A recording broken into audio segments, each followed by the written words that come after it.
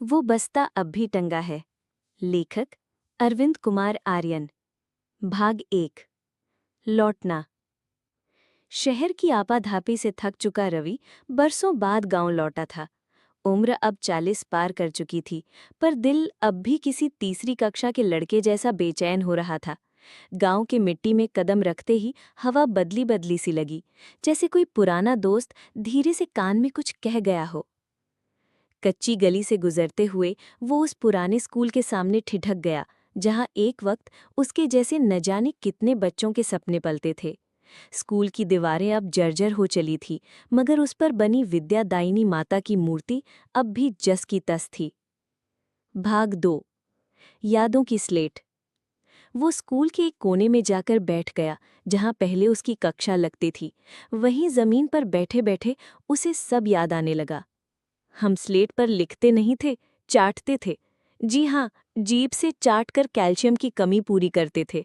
लेकिन उस चाटने में भी एक अपराध बोध होता था, कहीं विद्या माता नाराज न हो जाएं।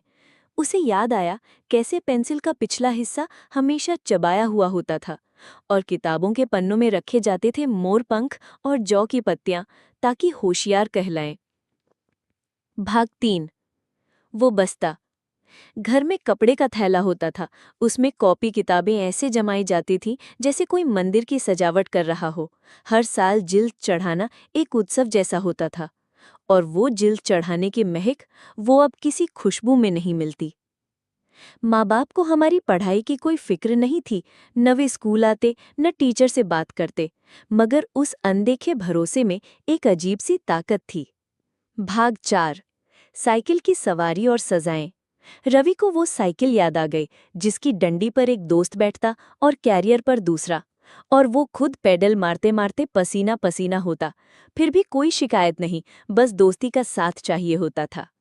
स्कूल की पिटाइयाँ, मुर्गा बनना, इन सब से कभी आत्मसम्मान को ठेस नहीं पहुंची, क्योंकि तब ईगो नाम की कोई चीज ही नहीं थी। पीटने वाला और पिटने वाला दोनों खुश रहते थे। पिटने वाला इसलिए कि कम पिटा, और पीटने वाला इसलिए कि गुस्सा उतर गया। भाग 5। अनकहे रिश्ते।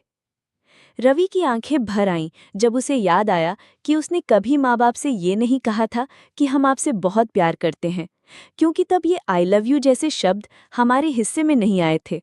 हमारे प्यार की भाषा रोटियों में थी, कपड़ों में तह लगाने में थी, या छत पर इंतजार करती माँ की आंखों में। भाग 6। आज का जीवन।